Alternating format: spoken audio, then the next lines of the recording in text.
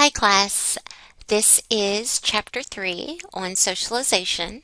For this particular chapter, there will be 4 Camtasia videos covering the subjects of socialization, social institutions, and socialization throughout the life course. So this is video number 1, introducing the concept of socialization.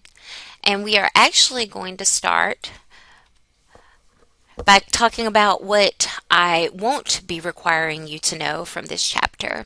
So you do not have to worry about any of the information or the names that you see here on this slide.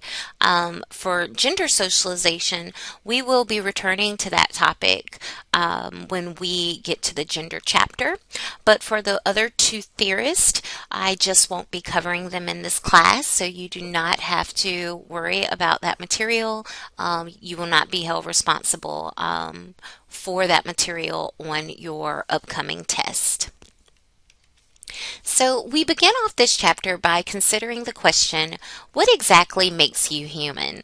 And that might sound like a funny question to ask because, well, you're a human being and you are a human child, a human baby born to other humans. What else can you be? You can't be a monkey or a dog or a fish, right? Of course you're human. But what I mean by that is really, what is it that sets humans apart from other animals? And in order to answer that question, it brings us right to the middle of the nature versus nurture debate. You perhaps have heard this debate before in regards to a variety of topics, whether it's criminality or athleticism or homosexuality, your personality, right? There's always this discussion about how much of it is nature and how much of it is nurture. Nature referring to your genetic inheritance and biological predispositions. You are this way because you are, in the words of Lady Gaga, born this way. And nurture, well, this is the idea that you were made this way through your cultural and social experiences. You were shaped and influenced. And in sociology, we acknowledge that there is an interaction. So we are not saying that either one of these two is not important, but we definitely feel as if one is more influential than the other. And for us, that answer is nurture.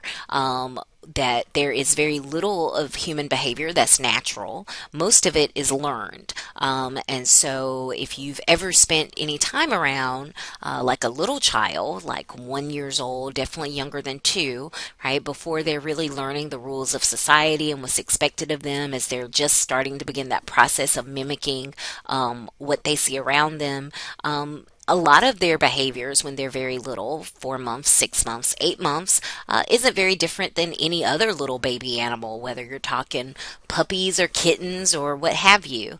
And that's because a lot of our natural instincts, of course, are the things that we share with other animals. But a lot of what makes us human, well, that had to be learned in some fashion. So that just is what we mean when we say society makes us human.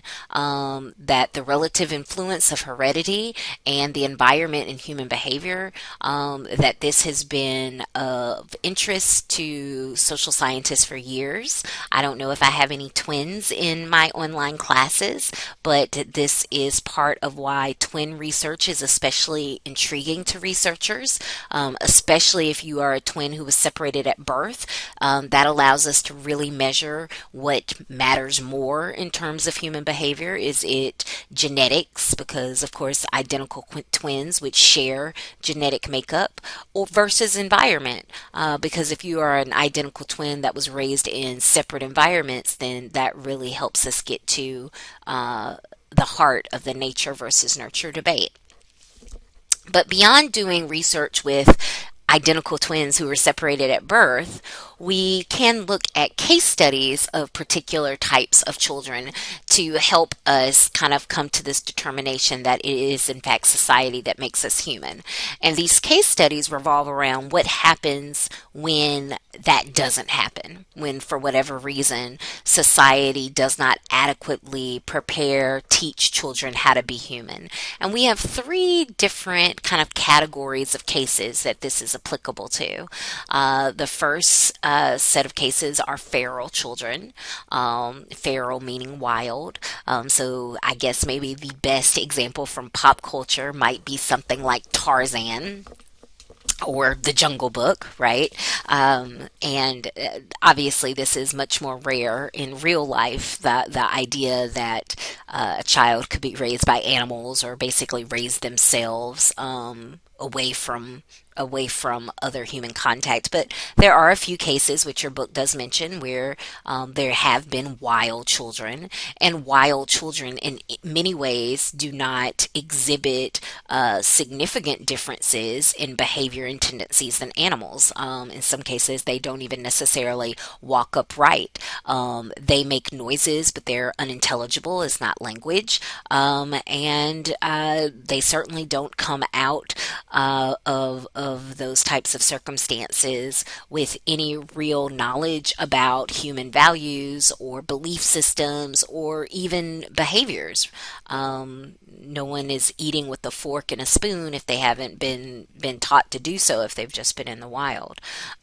What's a little bit more common than a feral child is an isolated child. And at this point, if you have not watched the video about the story of Jeannie, that I think it's 12-minute clip that I posted online in Blackboard, I strongly encourage you to watch that clip now. But let's talk about isolated children. So these are children, it's not that they've been raised wild, but they largely have been raised devoid of human contact and social interaction.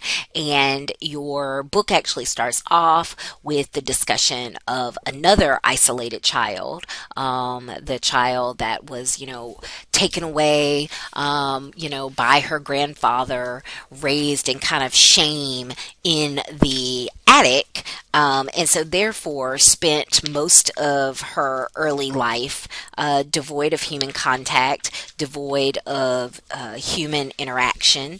And in this case, Isabel spent about 6.5 years in isolation, but her story ends at least happily enough because she was able to reach some level of normalcy. If you've watched that video on Jeannie, you know that that is not necessarily the case. Jeannie spent 13 years in isolation, and when she was found, she was the size of a small child. She was underdeveloped. She had never been potty trained. She hadn't really been taught to communicate or how to talk. And although they were able to make some progress socially, emotionally, intellectually, it was fairly minimal, especially on kind of the like social, emotional. She continued to lash out in anger, had a hard time respecting the concepts of privacy or or not understanding that you don't lash back violently when you feel yourself attacked or you feel the need to defend yourself. So basically that part of her really just remained rooted in animalistic tendencies versus the human qualities that most of us grew up to portray.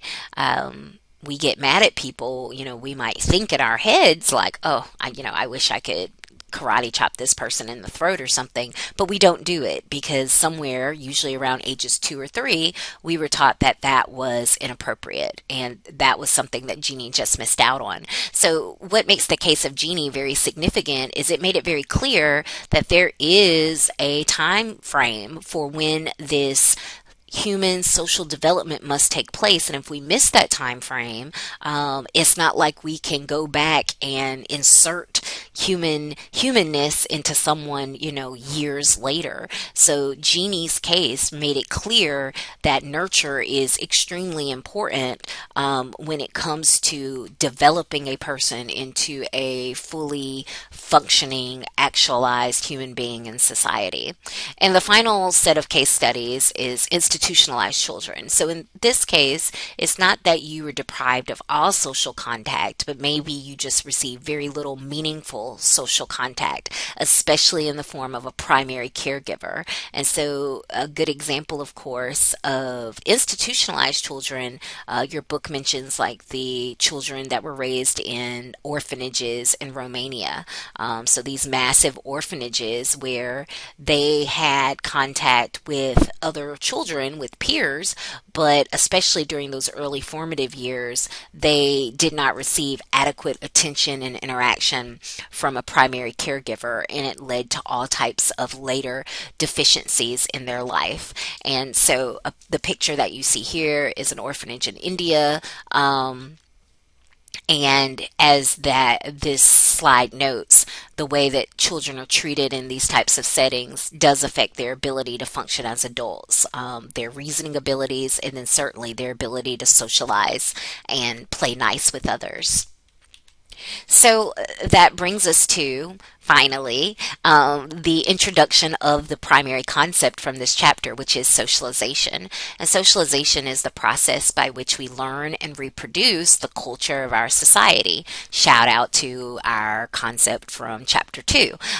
It's how we construct a sense of who we are. It's how we learn how to think and how to act as members of a culture. It's daily and it's lifelong.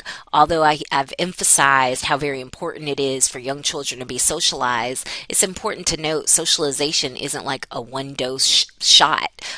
You are continually socialized throughout your life as you grow older, as you go into different settings, as your responsibilities change based on your life course. And that's what we're going to spend the rest of this chapter talking about.